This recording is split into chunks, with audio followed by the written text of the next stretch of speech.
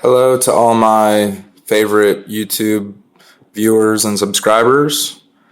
I'm Chris. I wanted to make a quick video today because I recently got the Sony A6300,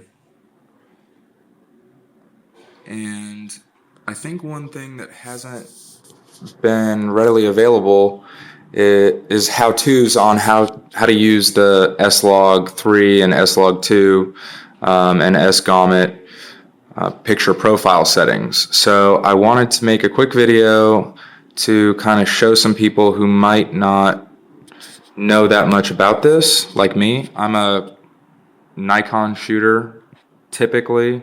The last Sony I had was the A77. I think it was the A77.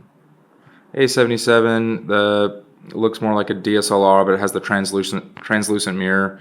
I wasn't very happy with that, but I decided to go ahead and give Sony another shot this time around with the A6300. So without further ado, I'm going to go ahead and jump right into it. Now please bear with me here. I'm just doing this very impromptu. I'm shooting this with my LG V10. So let me go ahead and change some of these settings. Okay. So the first thing that you want to do, so basically here's a quick overview. The picture profiles are supposed to give you a wider dynamic range for your videos. Now there's also been some talk about using these picture profiles for stills. I've got one source from DP Review that was stating you can use these picture profiles on the RX100 Mark IV to get higher dynamic range in your raw photos, and I've got a lot of kickback from some people saying that that's not going to change the output of a raw photo file because it is raw. But in any case, we're just going to talk about the video functions for now. So the first thing that you want to do before anything is just make sure that you have an SDXC memory card, something that's capable of about 90 megabits a second. I think it actually has to be labeled SDXC. There's something in the codec or the software of the actual SD card that tells the camera what it is. So so you need to have one of those, make sure that that's in the camera, and then you'll have all of the shooting functions available. Now the second thing that you want to do is make sure that you are in the proper shooting mode, right? And the first thing that you want to do there is go ahead and select video mode, which is right here. That's going to let you have access to the video menus. So now that you're in video mode, you can select menu, right? And then, again, sorry if this is making you sick. I'm trying to hold this as steady as possible. Okay.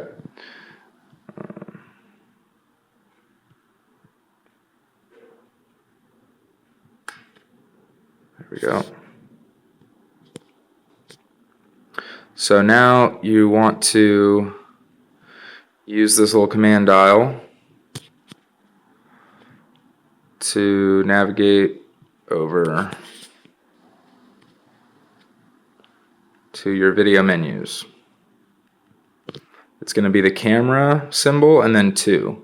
So there you have file format, and here you have XAVCS 4K, XAVCS HD, AV CHD, and then MP4. So it doesn't really matter. The SLOG features will work in any of these, but if you use the higher quality, then you're going to get a greater range in post-production when you're in like Premiere Pro of adjusting the exposure or the shadows or the highlights, because there's actually more data in in the file, megabits per second.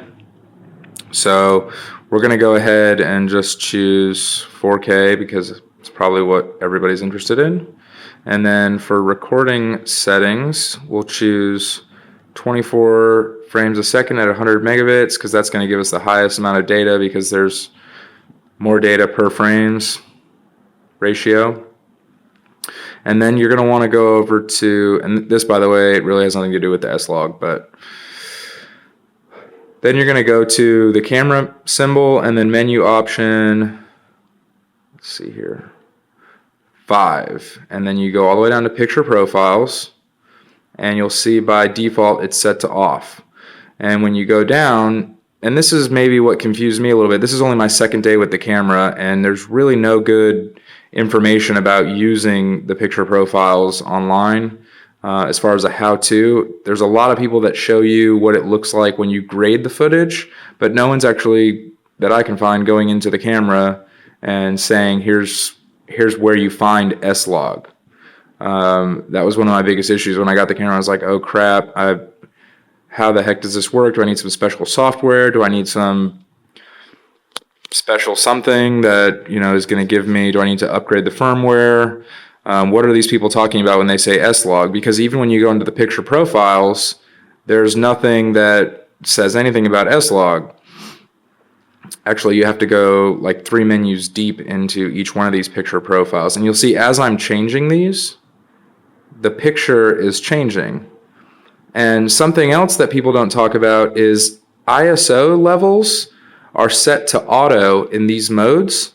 And you can actually adjust the range. I think there are a couple where it's fixed. So picture profile 1, for example, might be fixed at minimum ISO 800 and maximum ISO 800. And you can't adjust that. Sony has come light years ahead with their sensors since even like the A77. It's incredible because you can take a shot at ISO 125 or 100 and digitally boost it in camera raw 3 or 4 stops to what would then be the equivalent of ISO 1600 without losing any quality, if that makes sense. So it's nice because it allows you to get photos of a much higher quality. And then the other side of the spectrum is if you needed to expose a backlit it's a great feature, and that's why when you go into these picture profiles, you'll see things like you're stuck at ISO 1600, and that might throw some people off because they're like, I don't want to shoot at ISO 1600, but I promise you the quality is just as good as ISO. Okay, I don't want to say that now because then I'm sure I'm going to get comments from people saying no because they're pixel counters. The quality is very, very close to a lot of the lower ISO levels. So with that being said, we're going to go into picture profile 1, and you just click right on the dial.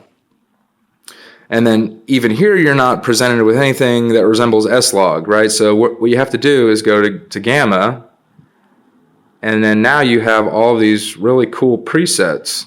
And I think there's like maybe an SDK or something out there that will let you actually create some of these.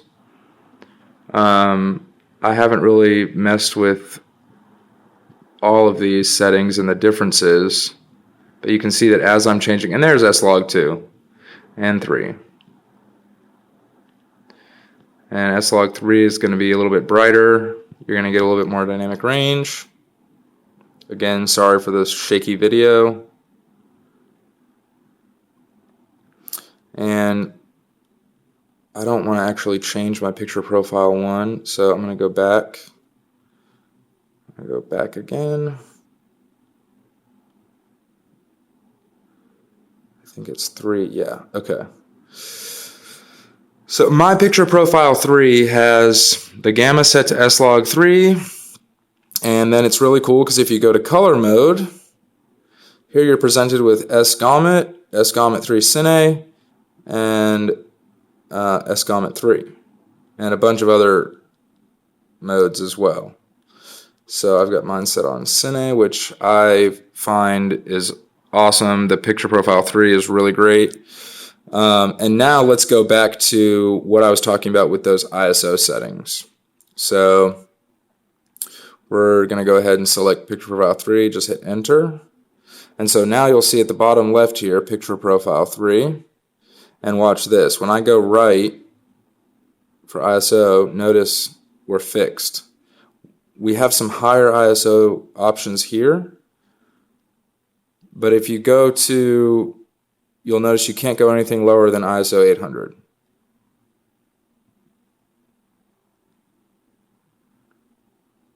Okay, so you can adjust the maximum on this picture profile, but you can't go any lower.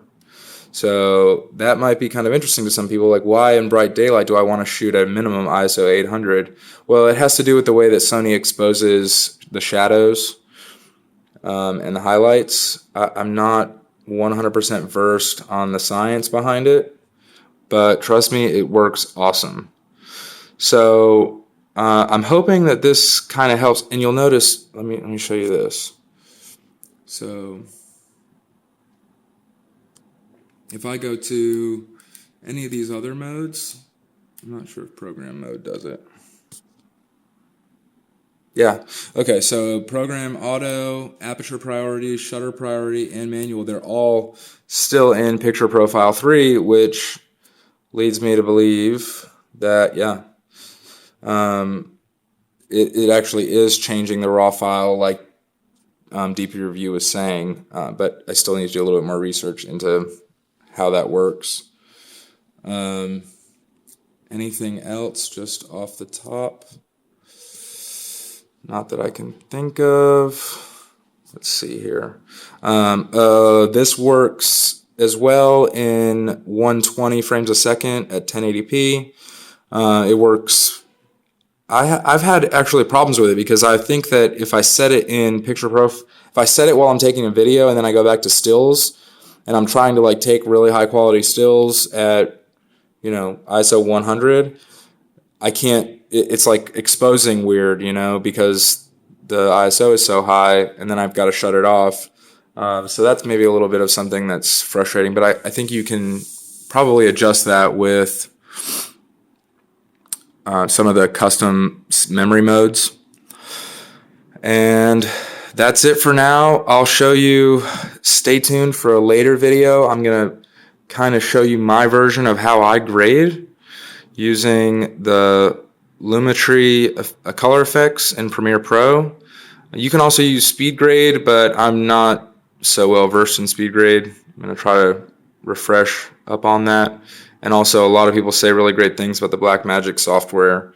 But that's it for now, and stay tuned right after this for some samples.